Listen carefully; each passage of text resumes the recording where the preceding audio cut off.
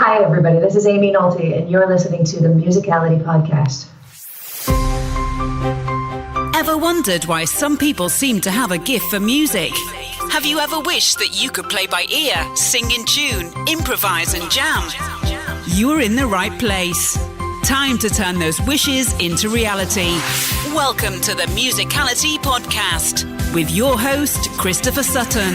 Hi, this is Christopher, founder of Musical You, and welcome to the Musicality Podcast. Today I'm speaking with Aimee Nolte, a jazz singer and pianist who has one of the most popular YouTube channels among musicians, focusing on jazz piano with a healthy dose of a lot of the skills we discuss here on the Musicality Podcast, such as playing by ear, improvising, and singing in tune. Aimee is also a songwriter and recording artist, and this year she's released 2 tracks from a forthcoming new album. Aside from just being wonderful music, these tracks are remarkable for the way Aimee has been openly sharing the process of writing, arranging, and recording them through videos on her YouTube channel. In this conversation, we talk about one important part of Aimee's musical upbringing which let her make improvising and playing by ear a natural part of her musical identity from a very early age. We talk about what Aimee's been discovering as she digs into the topic of tone deafness and helping people learn to match pitch and sing in tune. And we talk about Aimee's relationship with sheet music as someone who was predominantly a by-ear player, and I think it will surprise you. And whichever camp you fall in yourself, I think it will surprise you. My name is Christopher Sutton, and this is the Musicality Podcast from Musical You. Welcome to the show, Aimee. Thank you for joining us today. Thanks so much for having me, Christopher. So I fanboyed out before we hit record because I am a huge fan of your YouTube channel, and I feel like I know you a little bit through those videos, but I don't know all that much about your backstory. So I'd love to begin at the beginning if we could and learn a little bit about where Aimee Nolte came from as a musician, as a music educator. What was your own musical upbringing like? Yeah, of course. I remember just being a very little girl and singing a lot. I had musical relatives, at least they enjoy singing silly songs. And so I remember doing that as a little girl. And then we did have a piano in the house. And like my first major musical memory was going to the piano and figuring out how to play Silent Night by ear, and then calling my mom in and showing her. And then she thought it might be time to get me some piano lessons. So at age 5, I started taking piano lessons, classical, and then I continued that until I was around 15. In the meantime, I was, going to school, and I joined the band. First, I played clarinet in the 4th grade, and saxophone in the 5th grade, and trumpet in the 6th grade, which kind of stuck with me. I joined the jazz band in the 6th grade, and that's when I learned that I could have a solo and what that kind of meant. So I remember the first solo I ever had was actually written out. A lot of arrangers do that, especially for like middle school charts. They'll actually write out solos in case people don't know how to improvise or want to. And so I learned that solo, and then I changed it a little bit. That's what I did for my very first solo. But also around that time, I remember the high school coming to perform for like the middle school kids, and there was a jazz choir. And I got to hear several members from that jazz choir scat sing. And I had never even known what that was, but somehow as a, probably 11 or 12-year-old, that excited the heck out of me. And I just wanted to start trying it. So, and that, it just kind of opened up the world of jazz for me. So when I went to high school, I stayed on the trumpet, and I played lead trumpet in the high school jazz band, and I sang in the choir. And I also decided around 15 that I probably didn't have time for classical piano anymore because I was playing 3 sports also. So I dropped the classical piano and just started studying jazz piano on my own. I got the Mark Levine jazz piano book, and my high school instructor started burning me. No, you couldn't burn CDs in those days. He was taking his CDs, putting them on cassette for me. So I had a Sarah Vaughan cassette and an Ella Fitzgerald cassette, and I just listened to them all the time. And then when I decided, I wanted to study music in college, I had to choose an instrument, and I felt like I was probably stronger at the piano than the trumpet, so I chose piano, and studied jazz piano in college. Okay, well, I want to pause the story there because I'm sure our listeners are super intrigued by a few things. You mentioned playing by ear and improvisation coming into the picture very early on, as well as picking up several instruments. These are not super normal things, I think, for general music education in the US or indeed in the UK. Was there anything in your home environment or anything in your personality maybe that you think made you more receptive to that or more able for that? I think it was so exciting to me. Anytime I ever picked up an instrument and could make sense out of it, it just got me excited. I mean, I can remember playing my grandfather's guitar growing up. I'd sit in a room all by myself and figure out everything I could, and I loved that. So, and then I think I came from a very small town.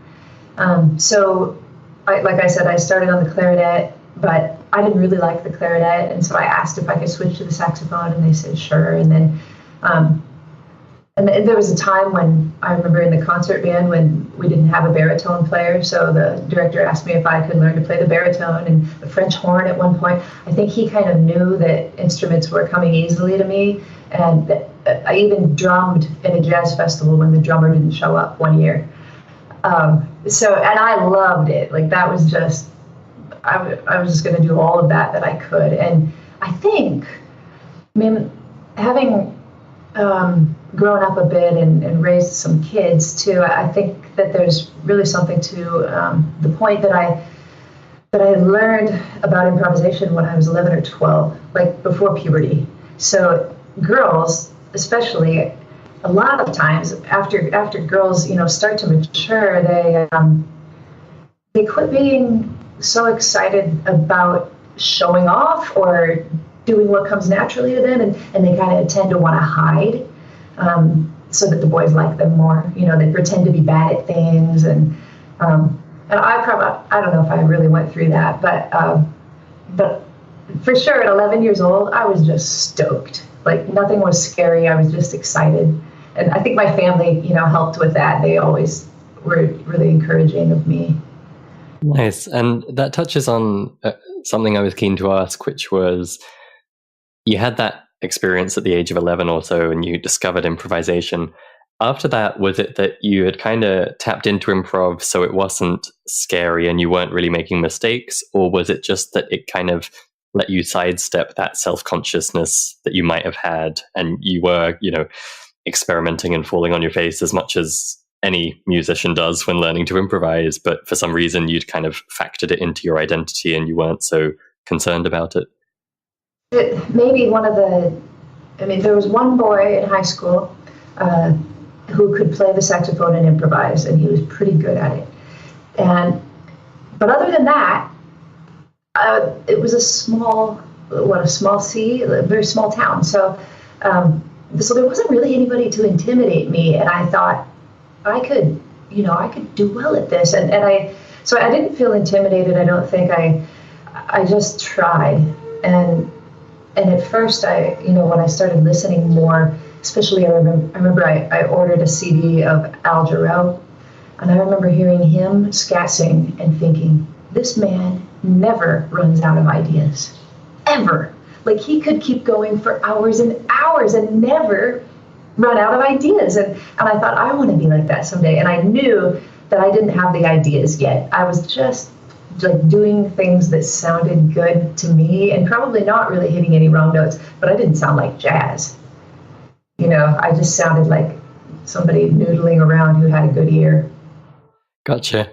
And you have some really fantastic tutorials on your YouTube channel about scat singing, which is something that really needs good tutorials, because I think a lot of people kind of blunder their way through trying and then decide that it's too difficult or it's too complicated or they don't have what it takes. And so I love the way you break it down there, and we'll definitely put a link in the show notes. But for anyone listening who's like, what is scat singing? Could you just give us a brief rundown of what you mean by that? Sure. So I think Louis Armstrong was the first one to really scat sing, and some people said that he did it because he forgot the words. I don't think that's true. I think he just felt it in his heart, so he did it. But it's the concept of being able to improvise with your voice. So, an instrumentalist can play all of these notes, and of course, when you're going to sing, like you wouldn't make up words to, it's what we usually do is sing lyrics, but you make up syllables to kind of imitate an instrument and get around the chord changes. Some people say that instrumentalists are imitating vocalists when they improvise, but I think both are true. I do teach about articulation and having a very nimble tongue, being able to say quick syllables, and that is all from like my trumpet experience and being in big bands and hearing how the directors will take a line like da do do do do do do do, and having the saxophones or the trumpets remove the instruments from their mouth, and all of them say it the same way. Da da da do do do dee. He wants a dot on that first note and a D on the high note. And as soon as everybody can articulate the same way, they can all play the phrase the same way. That kind of thing is magic for me, and it's what I think about a lot when I scat sing. That's super interesting. And so you started telling the story of your college days there, and you were diving into piano and jazz. Tell us how those college years went and how you developed as a musician from there. All of a sudden, I was a very small fish in a very large pond. So that I knew it would be that way, and I was excited for it. But there were a lot of bad habits that I had from not ever having a jazz instructor that needed to be fixed. So I just started fixing things and spending hours and hours in the practice room trying to keep up with everybody else. That was really new. And can you cast your mind back to any particular sticking points or bad habits you'd developed? Playing the root in my chords, because I had never played with a bass player.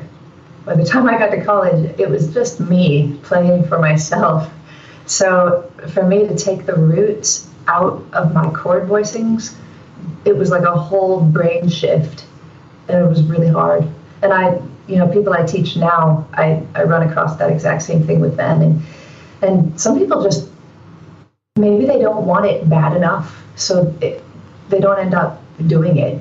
And but the people that that want it, it's a whole shift in how you think. So it takes a lot of time.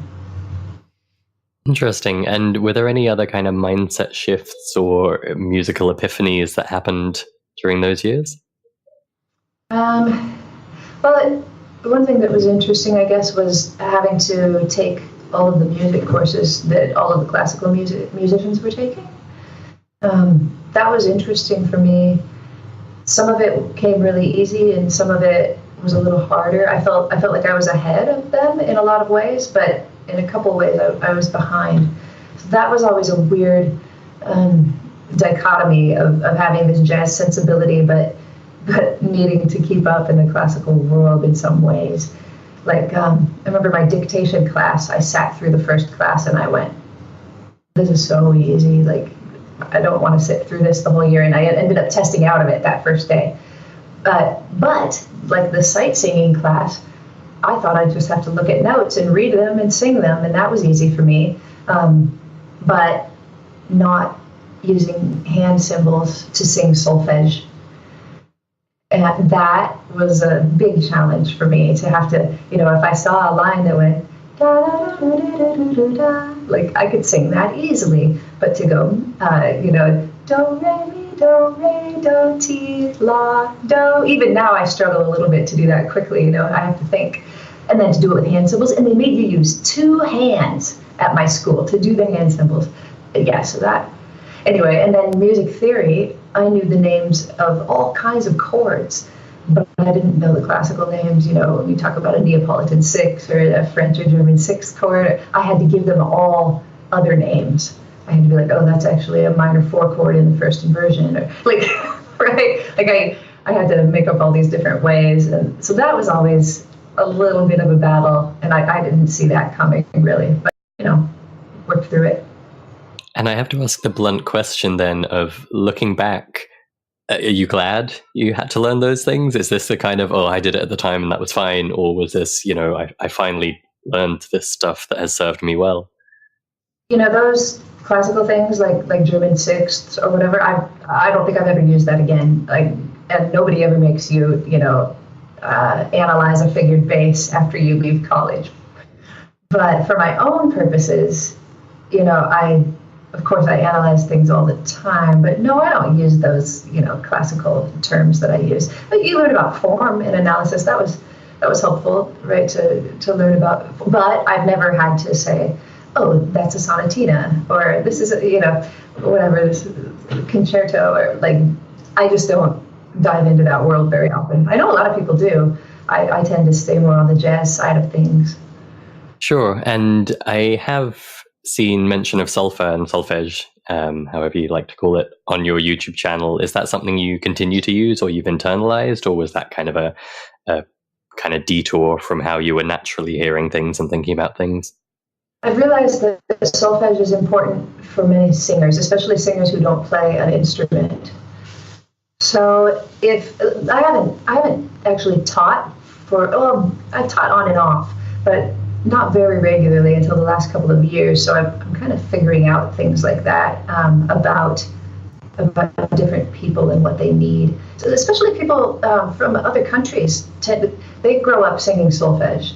Not so much America, and then they use a fixed do, right? So in America, we move our do. If we're in the key of G major, do is C. But if I'm from France, do will always, no, I said C, I meant G. If I'm from France, do will always be C. And if I'm in the key of G, I'm still going to call C do. So when I teach other people, I try to tap into those things so that I can connect with them and talk in their language. Yeah. Interesting. Yeah, we've a past episode of this podcast unpacking that fixed versus movable do thing. And it definitely trips up members at Musical U occasionally because we use movable do, and that to me is the most useful kind of solfege. I feel like fixed do, you're just putting different names on the CDE notes. But when you're coming from that world, I guess like you found with the classical terminology, it can be quite hard to divorce your mental associations and attach a new name to things. Absolutely. Even the fact that we Westerners call the distance between one note to another a whole step or a half step, but we're the only ones that do that. Everybody else says semitone and tone, right? I see. Fantastic. So that kind of broadened your horizons in some ways that were useful and some ways that were maybe not so useful. Were there any particularly memorable experiences or people that you connected with at that time that shaped who you went on to become as a musician and music educator? Absolutely. And when people ask me if they should go to college to study music, I always tell them that the main reason to go to college is to meet people. That was it for me. I met other people finally that were interested in the same things that I was, that study music all the time and get excited by music and want to play all the time and want to write, and all of that was just all of us finally. It felt like we were all somewhere else, and then we all just come together, and somehow you've got these instant friends who want to do the same thing you do. That was so fun. I had several bands that I played in. One in particular was we were called the Brian Neal Quartet, and my friend Brian played tenor and soprano saxophones, and we were very avant-garde. We were all writing things like this whole song is based around the note B, and that's all we're going to say about this song. Or this whole song is on this one episode of Star Trek. I don't watch Star Trek, but my bass player did, and so he had to explain the whole episode, and then we would all play our impressions of this episode of Star Trek. Tremendous. I love that. Yeah. So, I mean, we had so much fun just kind of figuring things out. And in those days, like one of the guys in our band decided he was actually an Osmond. His uncle was Donny Osmond and his aunt was Marie Osmond, and they like said he could come live in Branson, Missouri, and play for them, and do all of their country shows, and that was going to be his living. And we all thought that he was the biggest sellout. We were like, the big question was, if Kenny G was going to hire you right now, would you take the job and you could have the job the rest of your life? And we all said, absolutely not. That would be like just like prostituting yourself for music. Like, anyway, you grow up a little bit and you realize that absolutely he should have taken that job in Branson, Missouri, and and he did, and he made way more money than the rest of us. Anyway, that's kind of a tangent, but I had some great experiences meeting people that have helped me my whole life. One video I really enjoyed on your channel recently was a conversation with a chap named Steve Cool, who you referred to as a mentor. And I'd love if you could just speak to why you chose that word in the title of your video, because it's something we've touched on the podcast before, and something I think gets bandied about among musicians. They think they just need the right mentor and they'll break into the music industry, or they think, they're stumbling so much because they have a teacher, but what they really need is a mentor. I'd love to hear your perspective on that, maybe the difference between a teacher and a mentor, or the different roles those can be. That's a great question. Steve is the one who got me in to BYU. I auditioned for him, and I think from the beginning I kind of knew that he saw some potential in me, and that made him special to me from the beginning.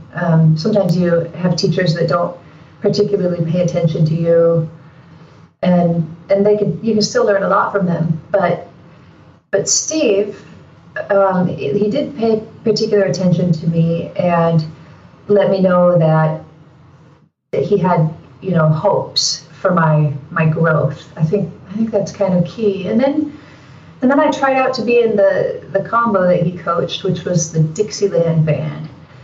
And I did that because I have a big love of ragtime music, and I thought I could, put in some of that, what I already knew. And then Steve, he was just a champion for everybody in that Dixieland group. He got us gigs everywhere. I almost had as many gigs with that, group that was associated with the university than other gigs. Even traveling gigs. He got us a tour. We went to Washington D.C. and also what he did was he sold me his suitcase Fender Rhodes. 73 suitcase Fender Rhodes for $300. He said, Aimee, I'm going to get rid of this, and I think you could use it. I've still got it. I'll never sell it. And then, he would he'd give me all kinds of opportunities. He'd say, I think you can sing. You should sing with our band, because I wasn't really singing in those days. And then he'd feature me on a couple of tunes and give me things to listen to. He'd say, you need to learn this whole record. Take it home, listen to it. Extra projects, coming up with ways to challenge you, and I think hope is probably a key word in a mentor, that they've got some hope for your development. Wonderful. I love that description. I think you've painted a really lovely picture of what a good mentor can be like and the kinds of things they can do for you. And I should say, it's a reciprocal relationship. I'm sure he would speak very highly of you and be very glad to have adopted you or taken you under his wing in that way. Well, yeah, I don't know. You have to ask him. So I think from what we've talked about so far, the listener is probably thinking Aimee is a very free and creative musician, and she just always kind of picked things up by ear and figured it out herself. What was your relationship with sheet music during this whole time? Were you someone that, that all came easy to, or was that just a totally different world, or somewhere in between? Well, I did grow up, playing classical piano, so it was always, the world where my teacher would put a new piece of music in front of me and tell me to do my best. And that's always been important. I always knew that was important. I especially knew what a great skill that was when I remember being in my form and analysis class my last year of college, and whenever we would look at a piece of music, the professor would call out, he would say, "Can anybody sight read this?" And there was one girl in particular that could come and she could sight read anything. And I would look at it and say, in my head, I'd say, I probably could. And then she would get up and play, and I'd be like, no, but I can't do it like her. So I never raised my hand for that, you know. It was always that one girl. But that was a pretty cool skill. So let's see. But I think I didn't use it so much until I started accompanying, and then. So that was several years after high school when I decided to make some money by accompanying choirs, and I realized that in order to be a good sight reader, you need to sight read a lot. So even right now, I keep a job where I accompany 5 choirs from one school, and I go do that 1 day a week. And I'm not really doing it for the money anymore. I'm doing it for the sight reading. The summer will pass, and then I'll have to go back and do it again in the fall, and I've lost some of my skill. But by the end of the school year, I'm pretty darn good at it. So, there are times when it's important to sight read. For me, I'm not playing big band charts anymore. Like, people aren't throwing charts in front of me. But that was also important, in college when I had to play big band charts. I was so glad for my ability to read, especially for the rhythms.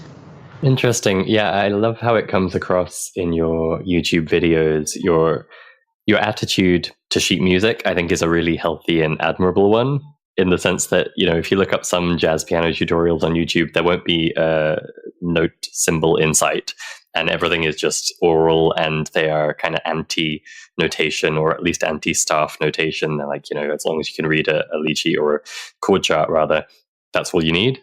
And, obviously you have people at the other end of the spectrum who are just more on the classical end, who are like, note by note, if it's not on the page, it's not happening. And I think there are several of your videos where it comes across that you're like, this is a useful tool. You can, jot ideas down in whatever way makes sense to you. It doesn't have to be note perfect classical staff notation, but this is part of who you should be as a musician, or who you can be, and the toolkit you can have. Absolutely, it is a toolkit. There are ways to write that we all need to be aware of. There are ways to listen we all need to be aware of. There are ways to speak to each other that we need to be aware of. It's a whole mess of things we need to be well versed in. Absolutely, and I would say in the middle of that mess, but certainly somewhere in that mess, is singing. And you are one of the few people I feel is as passionate about tackling this question of helping people start singing or get past any mental barriers around thinking they can't sing. And so I'd love to unpack that a little, because on your channel it comes across in 2 ways. One is you're obviously a singer yourself. You have, say, Scat Singing tutorials, which are terrific, and you're speaking to people who consider themselves able to sing. But you also have, say, piano tutorials where you're talking about figuring things out by ear or arranging. And it's very clear you consider the voice a tool in that toolkit. It's not just an instrument that you perform with, it's something you can use. So I'd love to hear, how you approach that and how you help people understand the usefulness of their voice. It's funny, some people just sing, and they do it, and they're not nervous about it, and they're pretty good at it. When I say good at it, I don't mean that they have a good voice. I mean that they can hear a G and sing a G. But some people have never really tried or seen the purpose of it, and it's a hard thing to tackle. I'm realizing that if somebody doesn't have if they're not used to using their voice to match pitches, music comes much more difficult to them. So I have a whole video. I think it's my most successful YouTube video, called How to Figure Out Chords to Songs, where I play, I just have it, playing like on a speaker, like a Billy Joel song and a Beatles song. And I think we choose Eleanor Rigby. And I actually play the music, and then I stop it, and I say, okay, we're listening for the bass note. So listen close to what's the lowest tone that you can hear. But then my rule is, before you go poking around on the piano to try to figure out that that's an E or something, before you even touch your piano, you have to sing the note first. So, you're listening. Listen to that low note. You can hear boom, boom. You stop the music, you think for a second, and you sing it, and then there it is. But there are some people, many people, who can't hear that low note and reproduce it with their voice. If they can do it, it gives them such a head start, which is why I have another video called How to Get Your Kids into Music, and it all has to do with singing. Just people ask when their kids should start taking lessons on an instrument, and 5 is a good answer, because I think that's when your fingers can respond to what your brain wants them to do a little better. But until then and after then, sing and sing and sing. Yeah. So another thing I do now is for people who have trouble with that, and for people who don't have trouble with it, I think it's a good exercise for everybody, is to take some time every day and do what I call point and sing. And I do have a video about that too. It's where you touch notes on your instrument and you sing them. So first, maybe you don't know where a C is, so you find it, and then you sing it, and then you just kind of move your finger to a D, but you don't play it, and you sing it, and then you check. Am I right? Yeah, I'm right. Okay, now you try an E.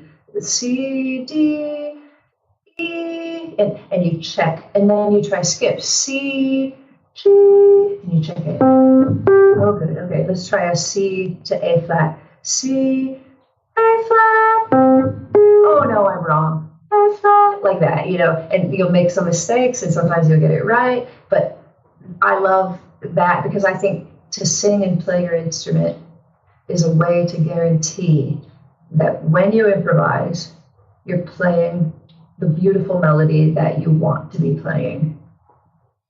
Love it. That's a terrific exercise, and couldn't agree more with that framing of where singing fits into the picture, even if you're not first and foremost a singer. I'd love to take one step backwards and tackle this topic, though, of someone who was listening to you say all that and thinking to themselves, well, that does sound kind of useful, and I can see how I would benefit from that, but I can't sing. I can't sing that note. If I hear it, I can't sing it back. And you have this tremendous video called, I think, Are You Tone Deaf?, where you go out in the streets and you literally check if people can match pitch. And I won't spoil the ending, but we'll have a link in the show notes. You have to go and watch Aimee do this. It's tremendous. But most interestingly, perhaps you've done a follow-up video recently, particularly in the context of using your voice to help you play by ear. And you sat down with a gentleman who was concerned he couldn't match pitch and kind of worked through it a bit with him. Could you talk about that a little?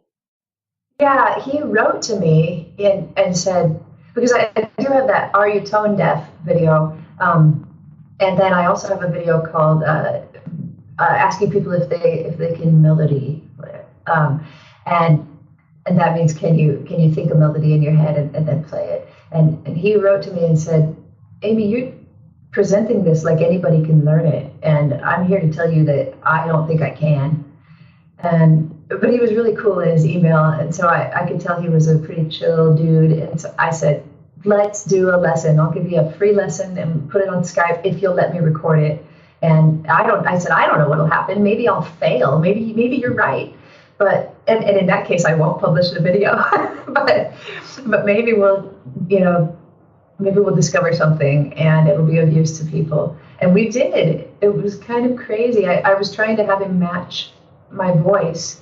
And I do find that when you have a man who has trouble matching pitch, it's often because he can't match the timbre of the female voice.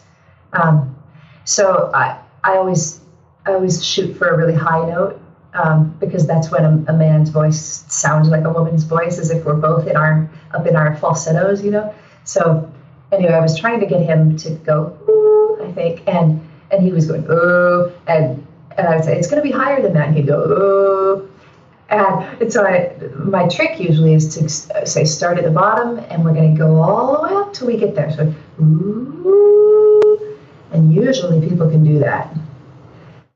So I spent too much time trying to get him to do that in that lesson before we realized that I think at one point in the lesson, I just plunked a note on the piano, and then he plunked the same note.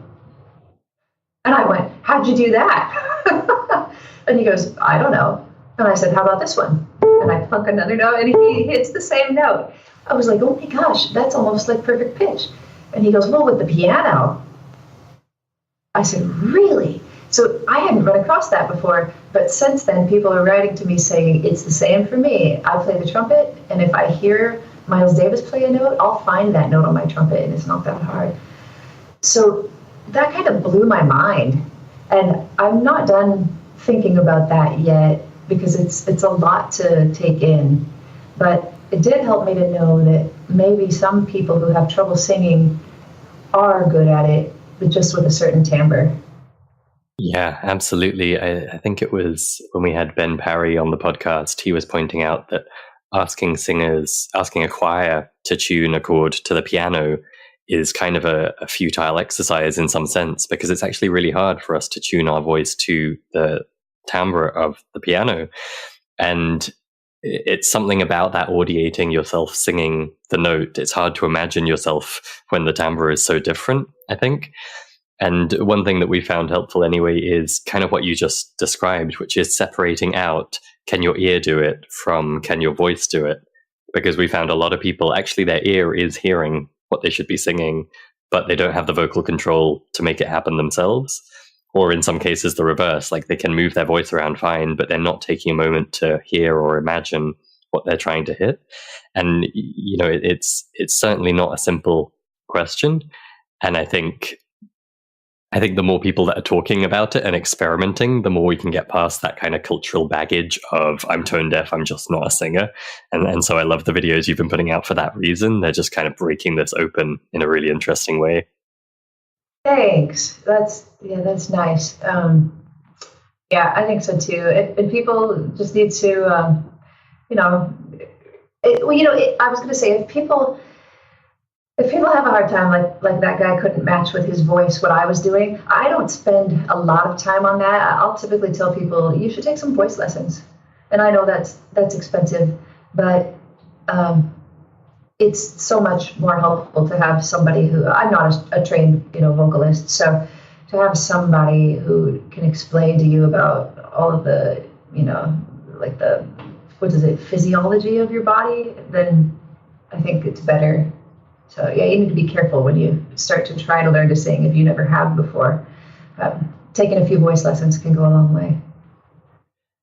So one of the things I really admire about your channel is, although you are a jazz specialist, you are not kind of pigeonholing yourself and your viewers in the advanced end of music and music theory and technique, as, with all due respect, some jazz educators do. And that, I think, can leave a lot of people feeling a bit left out, or like jazz is out of reach for them, because just to get started seems like a big leap compared with, diving into pop or rock music or even classical.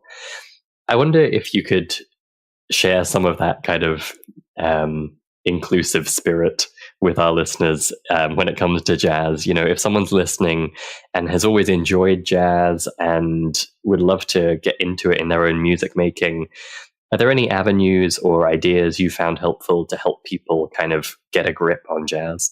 Good questions. I think the reason that I don't, some of my videos are fairly advanced, I'd say, but it's always been important to me, not just in music, but in life, to try to put yourself in somebody else's shoes. I think that's really, as humans, the best way to understand each other. So if there's ever something that you don't understand, whether it's in any kind of subject of academia or maybe socially, to really try to put yourself in the other person's shoes to come at it from their angle. But that always helps you to understand better. So when I teach music, I try not to teach it as somebody who already knows a lot of stuff. but I try to put myself in the place of the person who doesn't know much stuff yet. And I try not to talk down to people, but I've had teachers before, and you ask them, I don't really understand about how to solo over a half diminished chord. And they just start playing their instrument. Oh, well, I do this. And then and they just play for 10 minutes straight. and you're left feeling like, I'm never going to be able to do that. And I don't know what you just did. You didn't teach me anything. I hate that. So in my tutorials, I kind of rarely play, and I think it turns some people off. They tell me I talk too much. Sometimes that's like a comment I get. Too much talking. I unsubscribed or I clicked away. But to me, to be able to explain something to somebody is so much more than just showing them. Sometimes you need to show, but I don't want to show off to people I'm trying to teach and make them think that they're never going to get to that level. I try to not do that as much as I can to not intimidate people. Well, I think one beautiful example of that was actually with your recent single, The Loveliest Girl. You put together this amazing video showing behind the scenes of how you arranged and then recorded what is quite a distinctive orchestration. And some musicians would have done that as a promotional thing and just kind of demonstrated or just kind of shown what they did and been like, aren't I so great? But you did not. You did the opposite, as you just talked about. You really kind of took the time to break it down and explain to someone, like, if someone was curious to know how did I do this, here's how I did it. And I just thought it worked beautifully, and we'll definitely link to that in the show notes because I think it was really instructional, not just in its material, but in the way you taught it, and that you were willing to take the time to break it down like that. Thank you. Maybe that's kind of backwards, isn't it? Like in that instance, I wanted the viewers to be able to step into my shoes and see how I came at that. Because, people might think that I wrote for bass clarinet, bass flute, alto flute, and flute.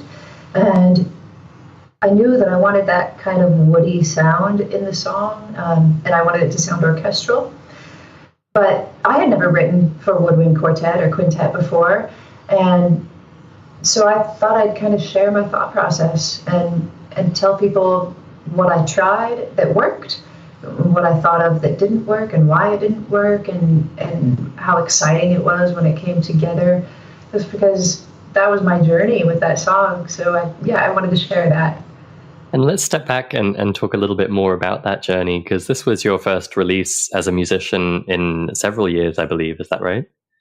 Yeah, I think since 2009. And where did the song come from? It actually came from a friend of mine. Matthew Clark wrote it, and he had sent me his SoundCloud link because we were just friends, and he said, I dabble a little bit, and then I went to his SoundCloud and I started listening to the songs that he had written, and they blew me away. Not just this song, but he's got a handful of songs that are just very clever. So this song, the story of it is what grabbed me. The lyric, it's about a young man and young woman laying in the grass together, and he tells her that he notices how there's shadows on her face, and that from the sunlight, and she asks him what he's thinking about, and then he tells her a story, and it's actually the story of what if you were the sunbeam, the little photon that had a dream of how his life would be, and then he'd die on a dark moon somewhere, hundreds of years from now, but somehow you were lucky enough to make it down to earth and fall right on the face of the loveliest girl. I loved that, and then of course the chords and the melody were so beautiful. Also, I just thought that I really wanted to make something out of it. And I think it's so interesting. I think you mentioned this in that video I referred to, but I thought it was really interesting that what captured your imagination there wasn't a jazz standard. It wasn't ragtime like you referred to before. It wasn't kind of your what's the word I'm looking for? It wasn't your normal ballpark or your normal home ground, but it stretched you in a different way. And particularly, you mentioned there a woodwind orchestration. That's a bit of a departure for someone who is a jazz piano player. Yeah, good thought. He only played his acoustic guitar and sang it, and it was very, kind of singer-songwriter folk kind of sounding, like a picking guitar. So that was a struggle for me. But there was actually a record that came out not too many years ago by Laura Mvula. I don't know if you know that record, where she wrote a whole lot of songs, and there really were songs that could have been any genre, but the way that they were orchestrated made them fit into the jazz category. And I've also listened a lot to Ginga.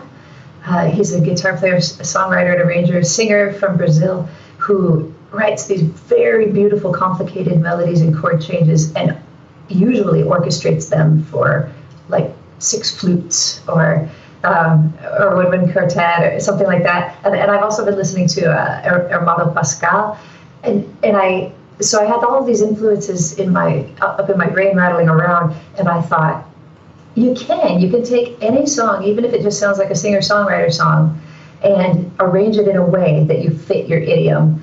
And actually, the newer single that I'm writing for right now, it's not going to be a single; it'll just be part of the album. But it's a song I wrote a long time ago that, by all means, should be a pop song. But I'm exploring with it to see how I can make it fit to become more jazz-like. I think that's really fun to do. And your latest single is again a bit different. Falling Snow, similarly lyrically really interesting, which you might not acknowledge, since I think on this one you wrote the lyrics yourself. But for me, anyway, as a dad of a young kid, definitely moving lyrics. And could you talk a little about the origin story of that one, maybe, and how it's different from The Loveliest Girl? Yeah, absolutely. That was just a melody that came to me. A large part of the melody just came to me very quickly, and it's not very special. Like it goes da da da da da da.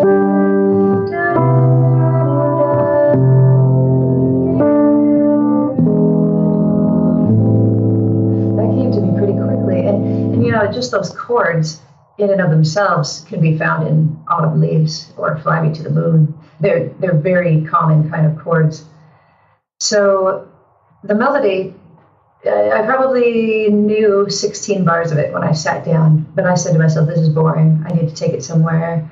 And then the rest of the song becomes much more interesting, but hopefully in a very melodic, organic kind of way. And then I finished it and sat on it for a couple of years because I couldn't think of a lyric to go with it. And I kept trying really hard to write a lyric, and I couldn't do it. And then my oldest son went away to college, and I thought, what if I wrote about that? I had actually written the first line. The first line says, "I watch you walk away, your footprints fill with snow, and icy silence falls upon my troubled heart." My husband helped me come up with that first line, and I always liked it, but I just couldn't think of anything to finish the story. And so I thought, well, my son's kind of walking away. And then it just came from there. I wrote the whole thing in about an hour or two while I drove to Arizona at 2 a.m. one night. Well, I was going to ask you what your songwriting process looks like, but I feel like it's probably a redundant question, having just talked through those 2 songs. You are working on an album. Can we assume that every song is going to be as different and interesting as those 2 examples? Yes, for sure. That's why I chose the Falling Snow as my second single, because it was very different from the first one. I was actually talking to my son, Miles, my oldest son, and I said, I do want to bring back the woodwind orchestration for other songs on the album, but do you think I ought to do that for the second single? And he goes, well, are you going to do it for every song? I said, no. He said, well, then don't do it, otherwise they're going to expect it. He was right. So I said, okay, good. So there is going to be some, there will be some, more elements of like fundamental jazz, like bossa nova and some swing on my album that maybe jazz listeners can identify with. But there will also be things that stretch. And I just decided, I don't know, I saw this Eric Reed quote in Downbeat magazine maybe 6 months ago, where he basically said, if you want to do it and it makes you happy, don't be afraid of what other people are going to say, at least in music. I mean, I guess you could apply that in life too, but I thought, all right, that's what I'm doing. So I have some songs that are more like pop songs that I'm reworking to, make them interesting and beautiful, I hope. And that's there's a lot of searching going on in this album for me, and I won't give away my album title yet, but it is kind of a search. Fantastic. Well, I always feel a little bit guilty on this show when I interview someone and they talk about this really interesting music they're making, and we don't include a clip for people to actually hear it. But then I remember that the best thing to do is just send them to listen to the song properly. And so we'll have links in the show notes to both of those songs, as well as really great videos. Aimee done a behind-the-scenes kind of video for Falling Snow as well. And so we'll have direct links to those in the show notes, as well as where you can go to buy those songs and listen to them properly. Aimee, it has been such a pleasure to talk with you. Just leave our listeners with a pointer to where they can go to learn more about you, maybe watch some of these amazing videos we've been talking about and hear your music properly. Absolutely. I feel bad for you because that's a lot of links to look up and copy. But the best place is my website, aimeenolte.com. I've got a wonderful man named Marco who runs that website for me, and every single new thing that I put out on YouTube, he makes a page for it right away on my website. So anything you want is there. Even some MP3s to download. Worksheets that go along with my videos are there. That's the best spot. Terrific. Thank you again, Aimee. It's been a real pleasure. No problem. Thank you so much. Unlock your full musicality with Musical You membership. Find out more at musicalitypodcast.com/join. Aimee is one of those music educators I've admired from afar because of the inclusive, encouraging attitude and the expert insight she brings to musicians and the learning of musicality skills. So it was really exciting to have the chance to chat with her, and there were a lot of really powerful ideas packed in there. Let's recap. Aimee was singing from a young age and even dabbling at the piano and figuring things out by ear. She picked up trumpet, which became a focus, as well as clarinet and saxophone. In jazz band at the age of 11, she had the chance to take a solo, and although her band director helped by writing out the solo for her, she made some changes and made it her own, and that first taste of improvising really hit home. Listening to Aimee talk about it, it's clear that she had a natural affinity for that creative side of music making, and although she did study classical piano and learn to read sheet music, it was the improvisation and jazz, and later scat singing, that she really connected with. She said that part of what allowed her to pursue this, perhaps more freely than other girls her age typically do, was that she grew up in a small town, and so, as she put it, there really wasn't anybody to be intimidated by. That point really stood out to me, because although we can't wish ourselves a different musical upbringing, and those of us who are parents probably aren't going to move to a small town just to give our kids a similar musical environment, we can all certainly adopt that mindset and internalize that lesson, that perhaps the only thing holding you back from feeling like you're naturally good at improvising and playing by ear is the sense that people are watching you or judging you. Once you see it like that, I think it becomes much easier to relax that mental uptightness and self-consciousness and actively choose to behave as if nobody's watching. Aimee went on to study jazz piano at college and found that although she was ahead in some areas, such as dictation, she had whole new topics to wrap her head around, such as the classical terminology for chords and form, or the names and hand signs for solfege. She said that the classical lingo hasn't proved all that useful later in life, but solfege is something that she does still find can help, particularly for singers. A while back, I recorded an episode of this podcast about teachers, coaches, and mentors, to try to clarify a bit the differences between these three roles, and how each one might be able to help you in your musical life. And I loved Aimee's description of how someone she considered a mentor, Steve Call, helped her in a variety of ways, some of which I think we'd see as normal for a teacher, but others going quite beyond that, and Aimee identified having hope in you and what you can do as one big thing which distinguishes a mentor from a teacher. I was super keen to talk about singing with Aimee because she has produced some really terrific videos on the topic of tone deafness and singing in tune, and is clearly a kindred spirit both in terms of helping non-singers get singing and communicating to instrumentalists why they might want to add the skill of singing to their musical toolkit. I thought her explanation of singing as a middle step between having a musical idea and producing it on your instrument was perfect. And that's something that applies in writing and composing, in improvising, as well as in playing by ear.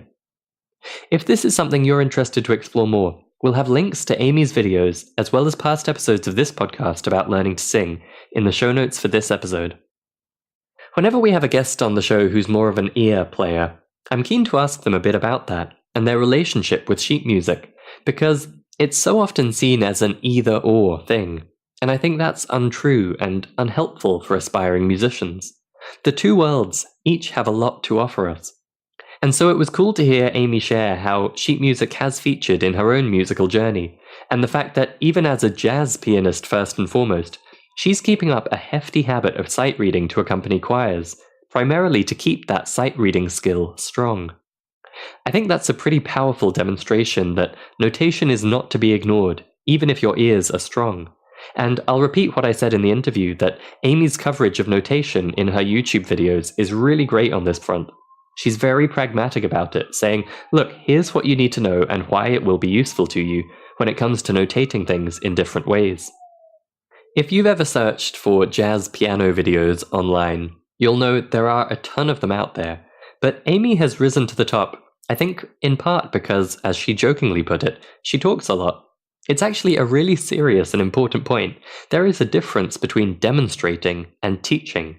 And I love that Aimee bothers to really put herself in the learner's shoes and reconstruct her own thought processes and skills from that beginner's perspective.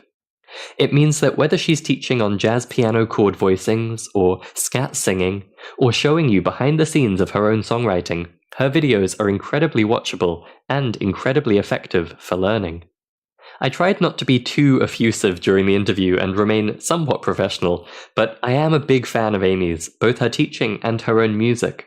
I really recommend checking out the 2 singles from her forthcoming album, which you heard us talk about in this conversation, as well as her past releases, all of which you'll find linked to from aimeenolte.com. That's spelled AIMEENOLTE.com. And of course, we'll have the link in the show notes. Thanks for listening to this episode, and I'll see you on the next one. Thank you for listening to the Musicality Podcast. This episode has ended, but your musical journey continues. Head over to musicalitypodcast.com, where you will find the links and resources mentioned in this episode, as well as bonus content exclusive for podcast listeners.